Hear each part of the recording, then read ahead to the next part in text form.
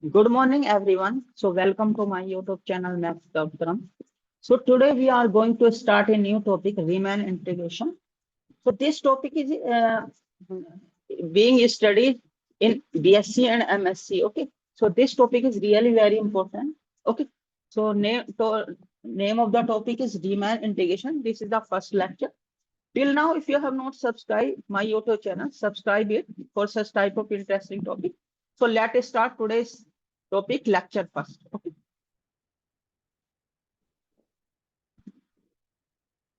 So the integration which you study in 12th standard that was introduced by Riemann. Okay.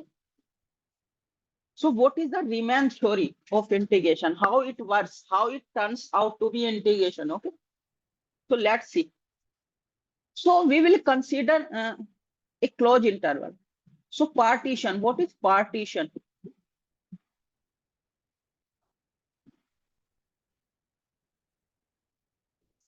Let A be a closed interval. Closed interval. Okay. Closed interval. A and B are finite numbers. Okay. A and B are finite. Okay. Then by partition,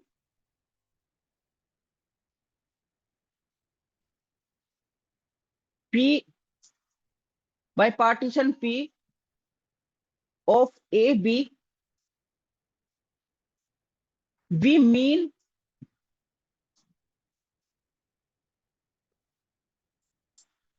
okay. It's a finite sequence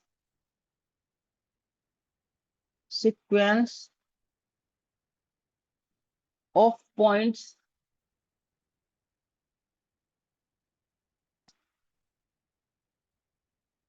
x0, x1, x2, xn minus 1, xn, where xn is B and A is x0 initial point. Okay. So finite collection of points is called partition of AB, where the first point is A and last point is B. We write it by P is equal to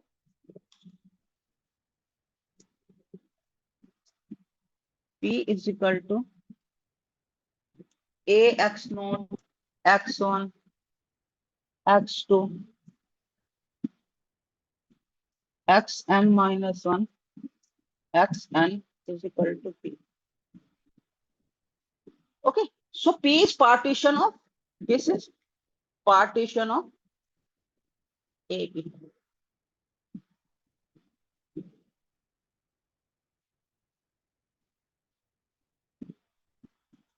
Okay, partition of AB. Okay, now we write delta xi is equal to xi minus xi minus 1 for I goes to 1, 2, 3 up to n. So by delta x1, what does it mean? It means it is x1 minus x0. Okay. And what is this delta x2 means what? This is x2 minus x1. Okay. Like that.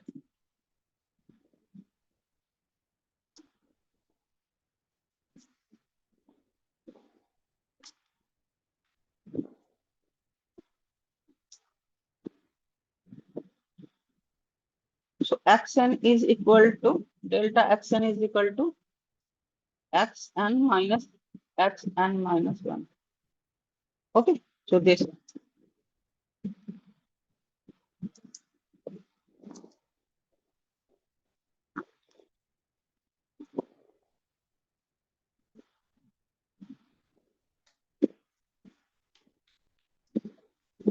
Okay.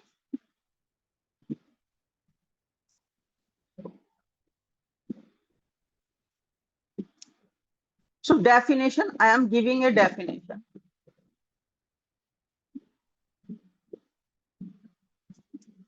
Let F close interval AB to R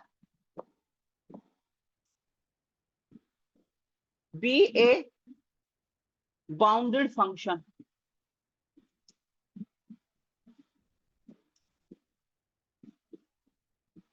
Okay. Then we write then UPF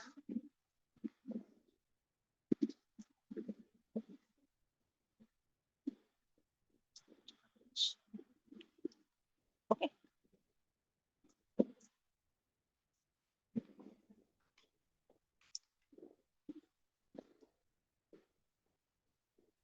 So I will give definition later. Let's tell me one more thing.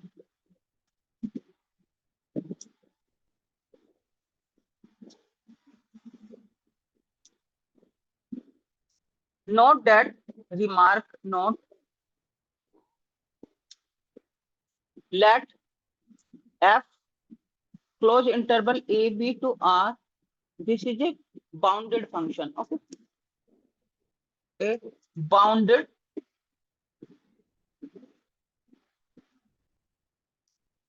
function.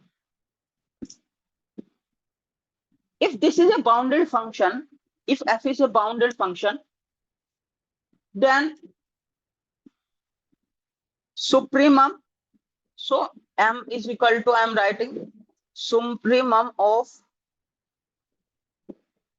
F x, x belongs to closed interval AB. So if the function is bounded, supremum and infimum exist. Okay. And this is M is equal to infimum of Fx such that x belongs to closed interval AB. Bounded function always has supremum and infimum. Okay. Supremum and infimum exist for a bounded function. Okay. Since F is bounded on closed interval AB, we have F is also bounded on xi minus 1 for I goes to 1 to n. Okay. So if F is bounded on a AB, then it will be also bounded in smaller subintervals xi, x1, x2. These are points of partitions. Okay. So I am taking subintervals, this type of subintervals. Since F is bounded on a larger interval, so xi minus 1. Sorry, here should I write xi minus 1 and xi here.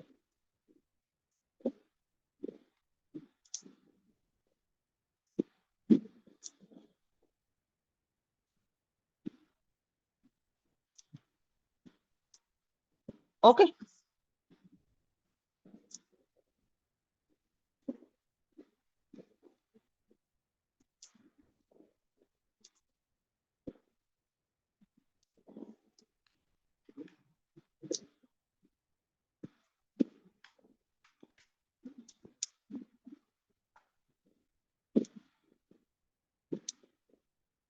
So since F is bounded on closed interval AB, it is also bounded in this subinterval. Okay.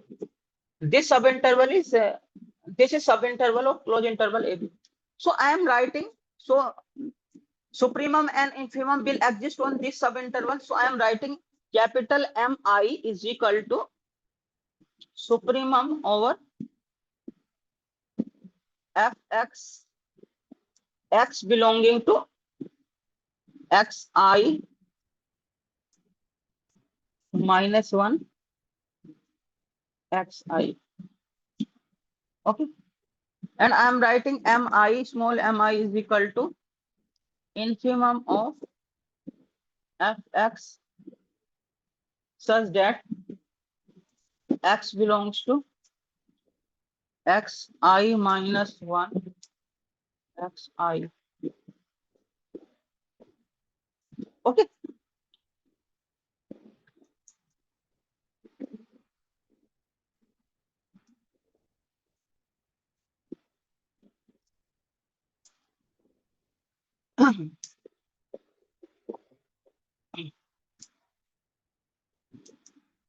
So now I am giving a definition.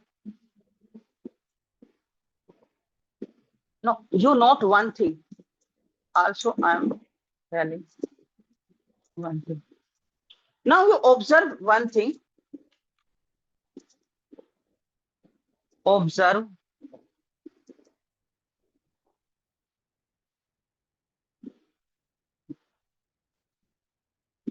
Now, M is, what is the relation between MI? M is the maximum value on closed interval. Sorry, supremum over closed interval AB. So this is M is where M is the supremum over AB. So this will be capital MI will be less than this. Okay. And this is because infimum will be less than MI minus 1. And this is infimum over closed interval AB. So this is the relation between these two three.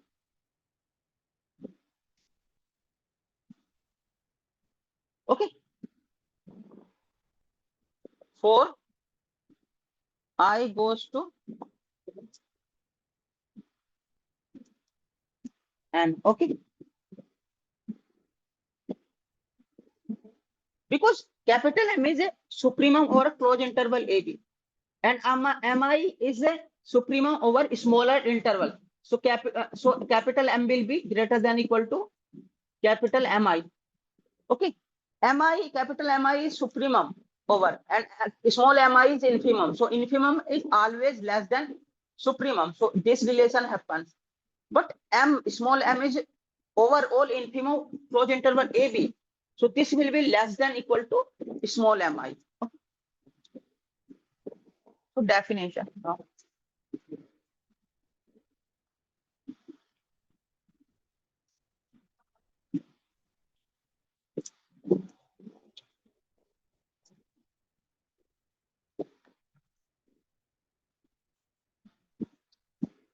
Let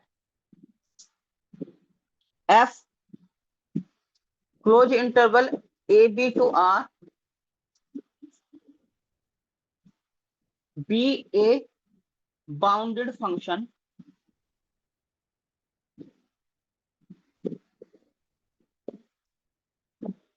okay, be a bounded function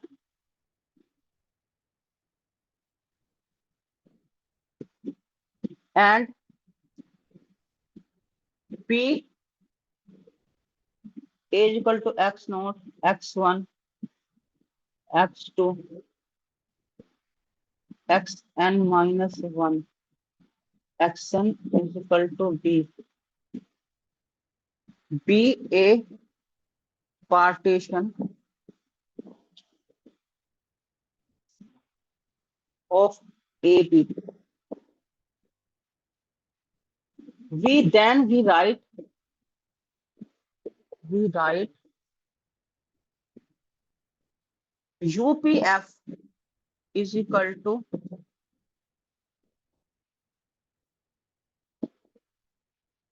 summation I goes to 1 to n capital MI delta xi.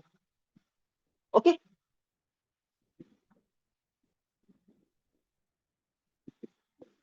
And LPF is equal to summation I goes to 1 to n small mi delta xi. Okay, this is called upper sum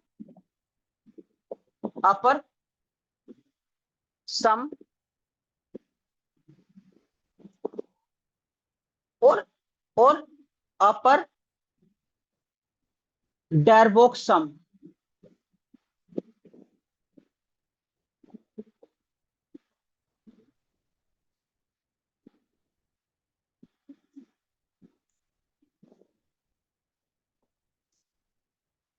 Upper Darboux, this is x sum with respect to partition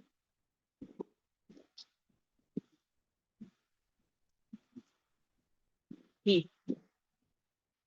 Okay, Darboux sum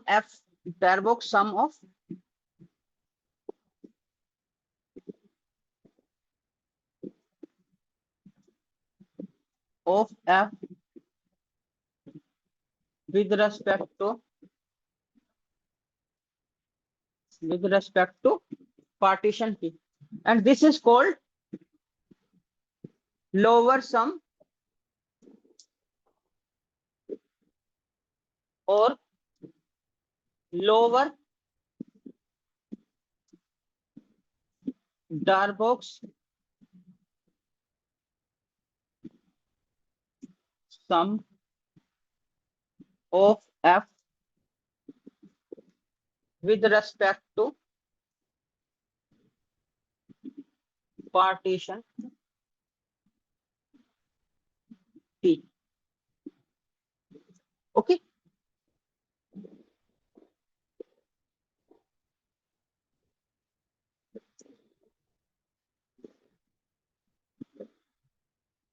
okay. So example 1, how to find days sum.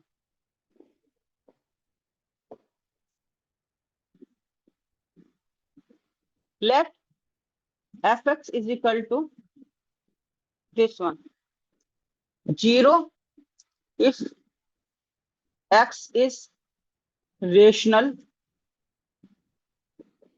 in close interval 0 1, and 1 if x is irrational in close interval 0 1. Okay, then f, so this function is defined in close interval 0 1 because in close interval 0 1 either x is rational or irrational. So when it is rational, it will take f will take value 0, otherwise it will take 1. So this is a bounded function.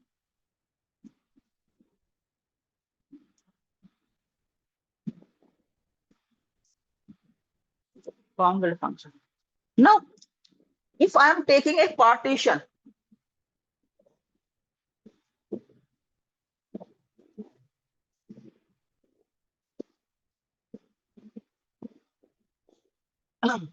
so if I am taking a partition, let P is equal to A is equal to x naught, x1, x2, xn minus 1, xn is equal to 1. So my A is here 0 because I am taking close interval AB, close interval 0 1. So A is here 0. Okay. B a partition of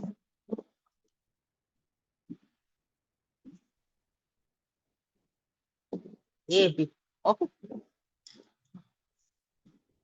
Now I am to find UPF and LPF. What are UPF and LPF?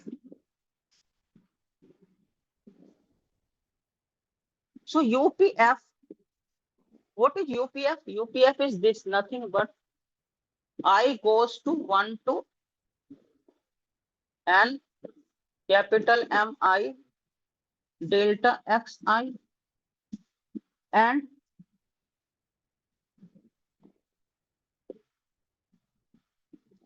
what is LPF?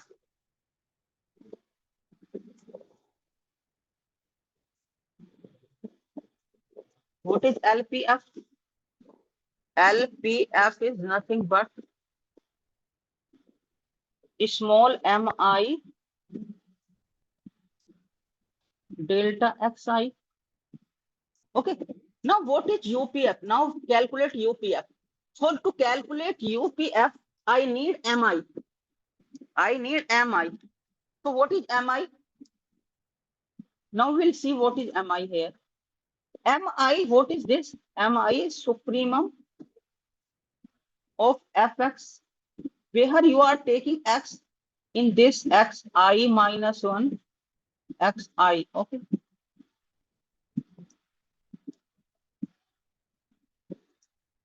So what is this xi minus 1 and xi interval? But I know between two, because this is xi minus 1 is less than xi. Okay. I know between two numbers, between this is xi here and this is xi here, there are irrational number and rational number. Once you have a rational number, your value is 0. But once you have a irrational number, functions give value 1. So what is the supremum? Maximum value here. So supremum is 1. Because if you take any two numbers, xi minus 1, xi minus 1 is less than xi, on this subinterval xi minus 1 to xi, there are rational point in this interval and rational point. At rational point, function is taking value 0. At irrational point, it is taking value 1. So what is the suprema over this subinterval? It is 1. So mi is 1. So write this 1 into delta xi. Similarly, what is mi? Small mi. Can you tell me? Small mi is equal to, what is small mi?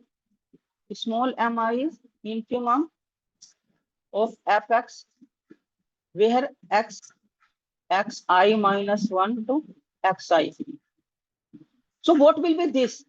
Because it is rational in this interval, which is value 0, but we are taking minimum. So this will be 0 now. Because value function is taking value 0 or 1. We need a minimum on subinterval. It is 0.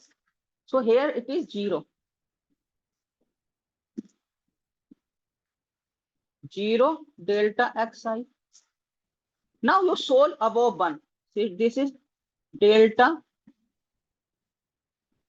xi. So when I will expand this, this will be delta x1 plus delta x2 plus delta xn. So what is this? This is, what is delta x1? This is x1 minus x0 plus x2 minus x1, xn minus xn minus 1. So these points will be cancelled out.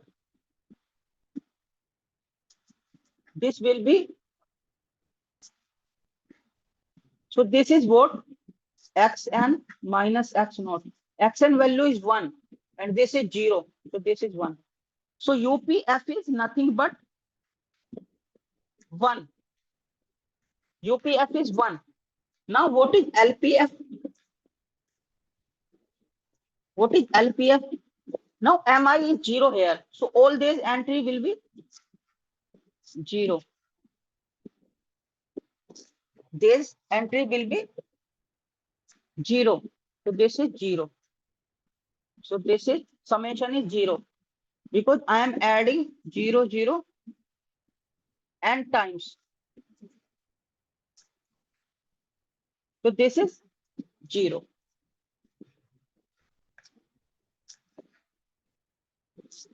So this implies LPF is 0. Therefore, UPF is equal to 1 and LPF is equal to 0. Note that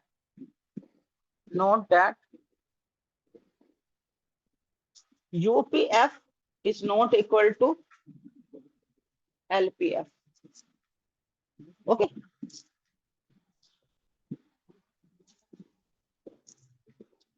So this function is called Dirichlet function. This function is called Dirichlet function. The name of this function is Dirichlet function.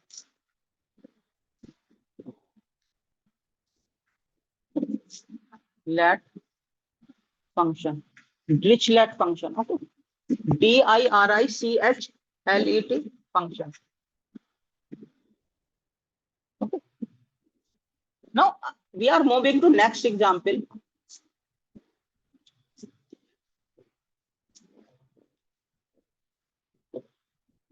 Suppose we have this example.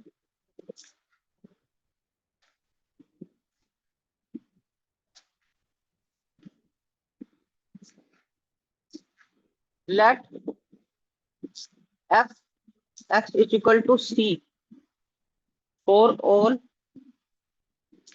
x belongs to AB. Okay. Then f is a constant function on AB. So this implies constant functions are bounded. This implies f is bounded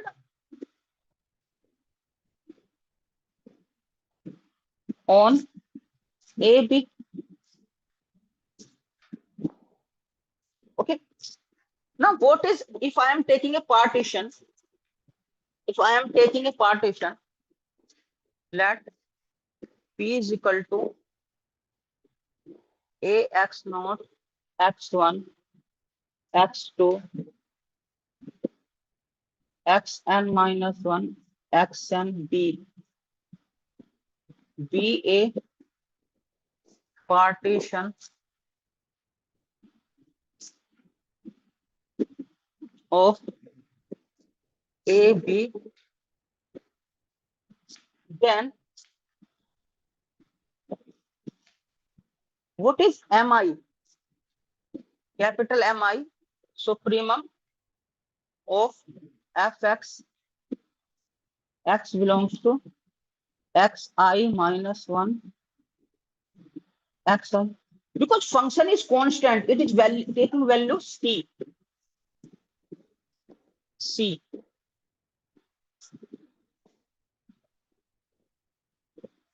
So what is this supremum? It will be remain C. Okay, it will be remain C. And what is small mi?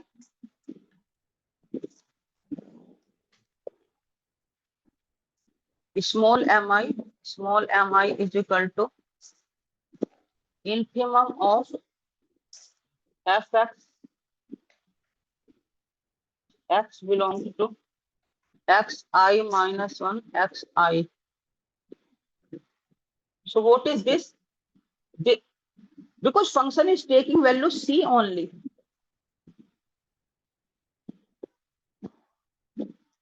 So it is also C. Now what is UPF now? UPF is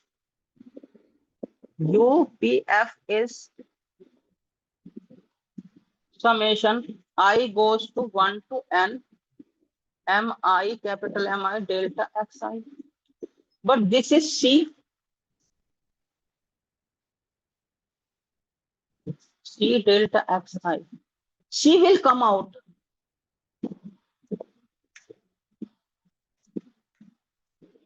Okay. Now what is delta? Delta Xi always, what is this? Delta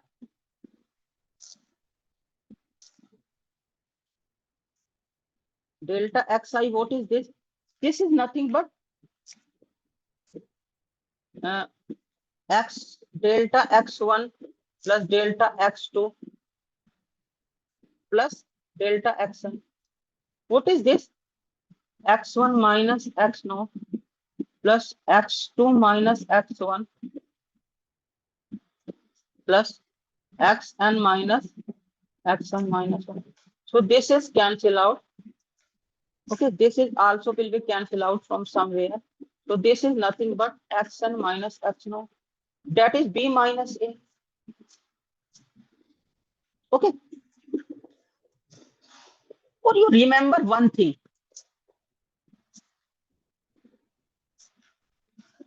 If p is equal to if p is equal to a x0 x1 x2 xn minus 1 xn is equal to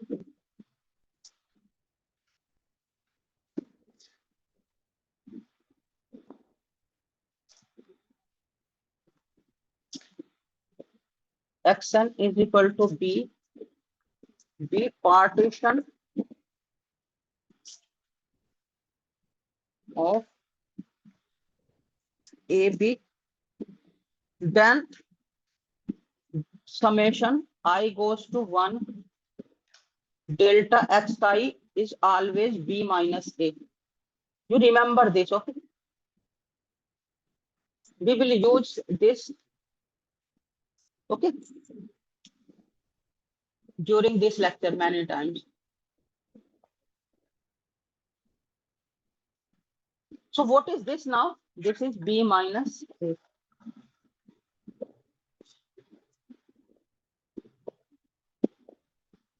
So this implies UPF is equal to CB minus A. And now what is LPF? What is LPF now? Summation I goes to 1 to n small mi delta xi. Okay. Small mi and delta xi.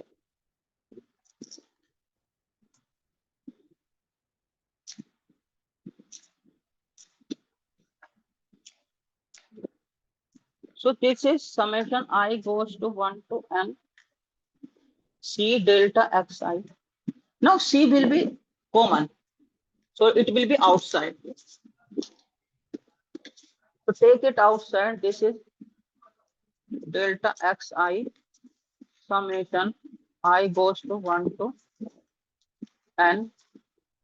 What is this now? This is b minus a. So this implies LPF is also c minus b minus a. Okay. So we have therefore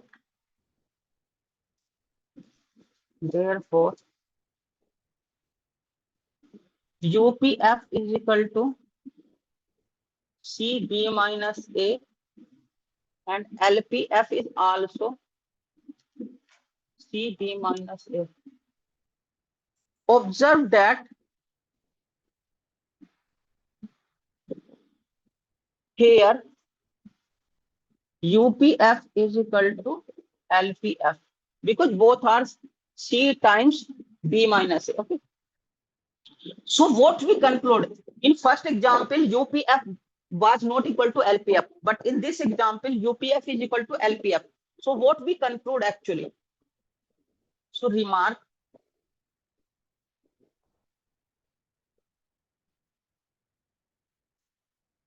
let F close interval AB to R be a bounded function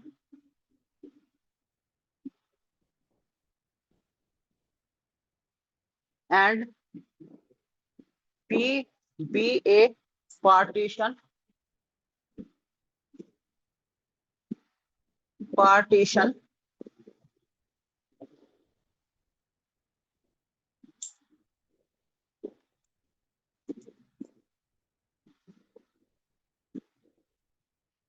of AB, then then